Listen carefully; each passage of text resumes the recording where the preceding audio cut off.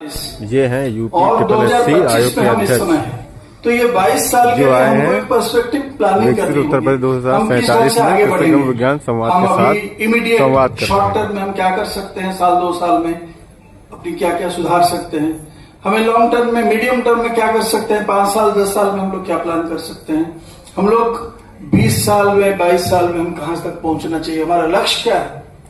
अगर हम दुनिया के सभी जो उन्नत देश है, जो टेक्नोलॉजिकली डेवलप्ड है, आधुनिक तकनीक का प्रयोग करते हैं, अगर हम देखें, चाहे अमेरिका हो, चाइना हो, रशिया हो, नीदरलैंड हो, अगर उनकी खेती के बारे में हम लोग देखें, आज के दिन में कर क्या रहे हैं और उनसे हम लोग क्या सीख सकते हैं। एक तरफ से विश्व में प्रौद्योगिक जो विकास है वो हो रहा है, आगे जल्दी से बढ़ रहा है, लेकिन उसके साथ साथ ऐसा ना हो कि हम लोग उससे पिछड़ जाए।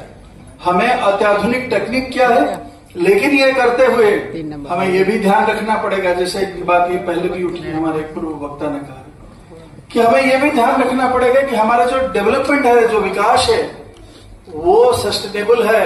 ऐसा नहीं कि हम इतना फर्टिलाइजर यूज कर दिए। जब हरित क्रांति आई, आपको पता होगा, खूब फर्टिलाइजर्स यूज किया गया, भारत में सबुज क्रांति आ गई, बहुत पैदावार हो गई। उससे पहले तो अनाज हम लोग बाहर से लाते थे। 1966 में अमेरिका ने एकदम घटिया टाइप का गेहूं भी भेज दिया था, आपको सबको पता होगा शायद। उसके बाद हम लोग इस स्थिति में आ गए कि हम दूसरों को जो है हम भी मदद करते रहते हैं, जब जब जरूरत होता है।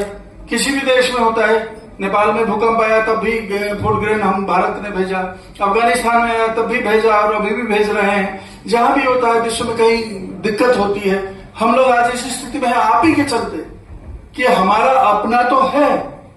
कोरोना का ऐसे समय गया, 3 साल का गया, उसमें भी जो आपने प्रोड्यूस किया था, जिसको संभाल के रखा गया था, उसी के चलते कोई भारत में इस प्रकार स्थिति नहीं आई, उसको संभाला गया।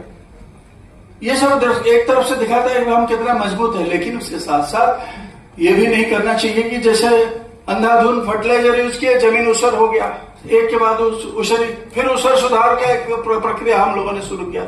कुछ भी विकास करने से पहले हमको सोचना चाहिए कि हमें किस हद तक जाना चाहिए, उसकी साइड इफेक्ट क्या है। हमारे एक वैज्ञानिक बंधु ने बताया, गामा विकिरण के